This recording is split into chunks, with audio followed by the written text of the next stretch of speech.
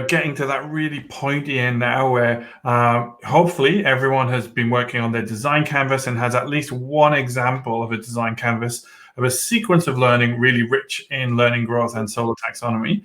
If you haven't done that right now, this would be a good point just to pause, go back and work on that design canvas, then come back to this lesson in terms of the reflect and extend, because we are really going to look now at a reflection on those canvases. That's right, Tom, yeah?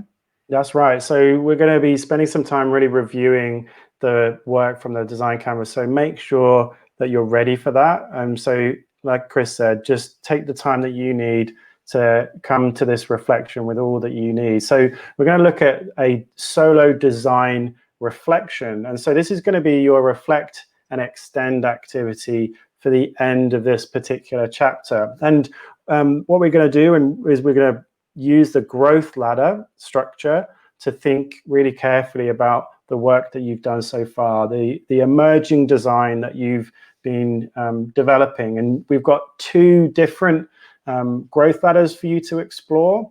So you're going to have all your notes and your emerging canvas there with everything. You're going to then make sure you can access our design reflection here. And Chris, this has got two, so like I said, it's got two different parts to it. The first part is opportunities for growth. Should we go through this part and then we can look at the next one? Is that okay? Yeah, definitely. And so all we're doing really is trying to get our heads around, when we're designing these learning sequences and assessment proxies, that we're really looking to generate some powerful feedback on how students perform, but also to help them to take those next steps in specific understanding or skills, so that they can actually move up the growth ladder. So this is almost like a growth ladder rubric. It's a rubric. So we're actually thinking about, reflecting on maybe even the growth ladders that you've designed or the proxies that you've designed. At a unistructural level, it might well be our assessment just has a summative alphanumeric grade. So that is a grade C right there for you. Now that's fine, and we know that you have to produce that data sometimes, and systems sometimes need that data.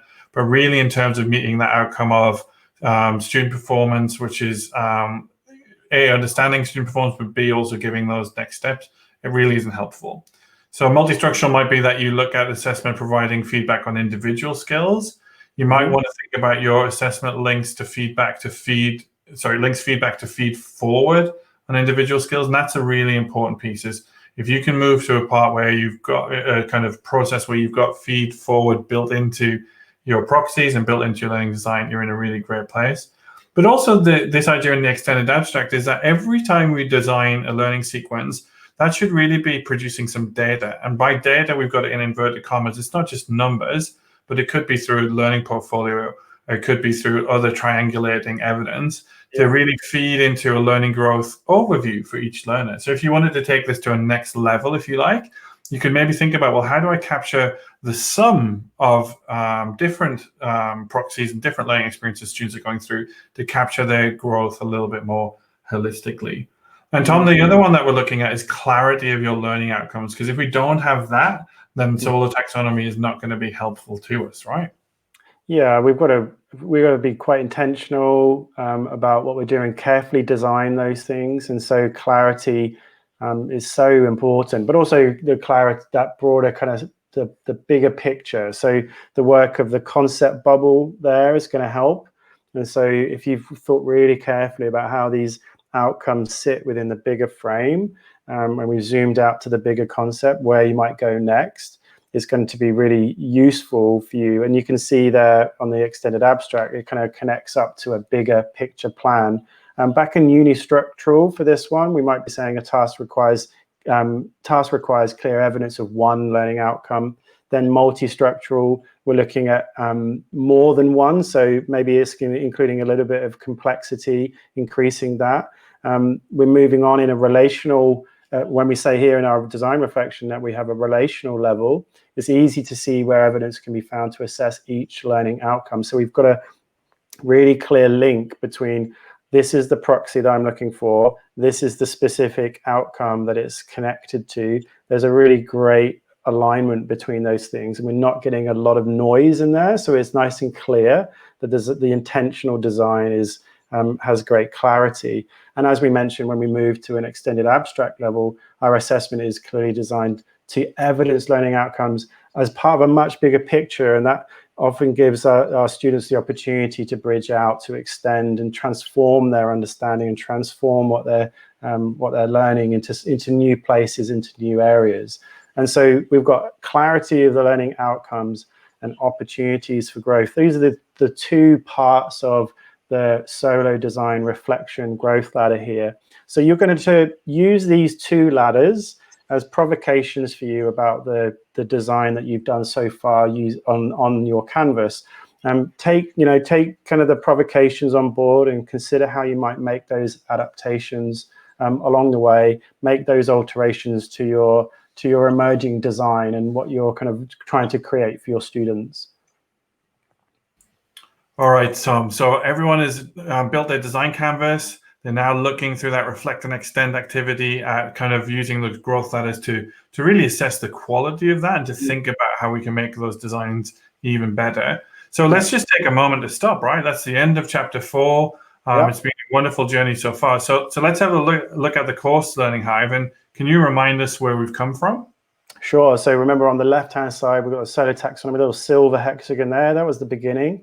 As we worked through the purpose and language and application of the taxonomy in those early chapters. So that was around chapter 2. Lots of reflection along the way. We've put it in the Hive here as a bridge, as a connector, as a centerpiece.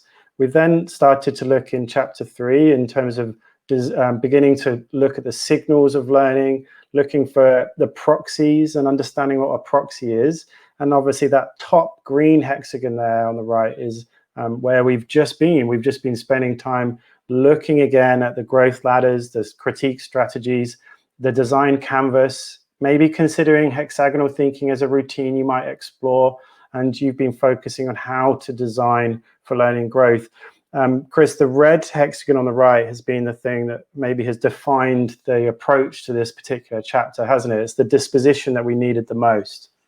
Absolutely. And I always think of myself as a learning designer. And I know it sounds, that sounds one of those twee kind of trendy things that one might say. But actually, when it really comes down to it, that is our job. It's about designing learning experiences for young people, which allow them to flourish, which allow them to thrive and allow them to grow. And I think that's it's a really great thing to think of ourselves as designers. And of course, we're teachers of subjects often, and much more so in secondary schools. We are teachers of subjects, and often we love those disciplines, right? And so if we love them so much, then we should be designing really creative ways to engage and challenge our learners in those disciplines as well. Excellent. So we're at the end of chapter 4. We hope you've enjoyed getting your teeth into some learning design with us. We're looking forward to wrapping up the course in our final chapter. And so thanks for joining us, and we'll see you in chapter 5.